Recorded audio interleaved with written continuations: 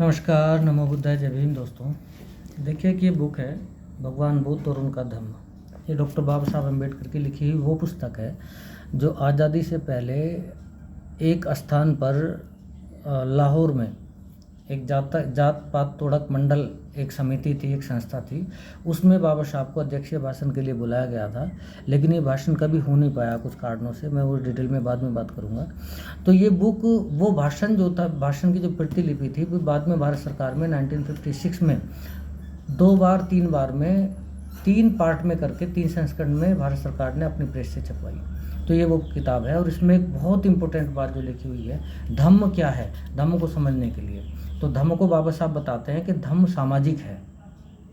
धम्म इस अर्थ में सामाजिक है कि यह सर्व समावेशी है और समूची मानव जाति के लिए है। दूसरे धर्मों में एकांत जीवन जीने वाले और कतिपय कर्म कांड करने वाले व्यक्ति को ही धार्मिक व्यक्ति माना जाता है, किंतु बौद्ध धर्म में अपने साथियों के प्रति किसी मनुष्य का व्यवहार ही उसकी धार्मिकता की कसौटी होता है। धम्म सदाचार की शिक्षा देता है, जिसका अर्थ होता है मनुष्य और मनुष्य के बीच सम्यक संबंध। इसलिए समाज का काम धम्म के बगैर नहीं चल सकता। धम्म यदि सामाजिक नहीं है और जन कल्याण के लिए नहीं है तो फिर पीड़ित मानव जाति के लिए यह महत्वहीन साबित होगा।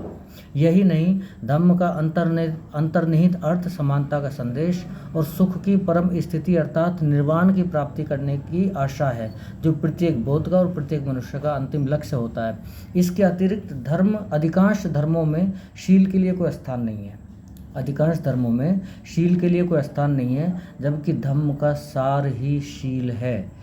इसके बगैर धम्म नहीं है। सच कहा जाए तो धम्म में ईश्वर का स्थान शील ले लेता है, हालांकि धम्म में ईश्वर होता ही नहीं है। शील का मतलब है सदाचार, सदाचरण और सद्गुण। धन्यवाद आपका।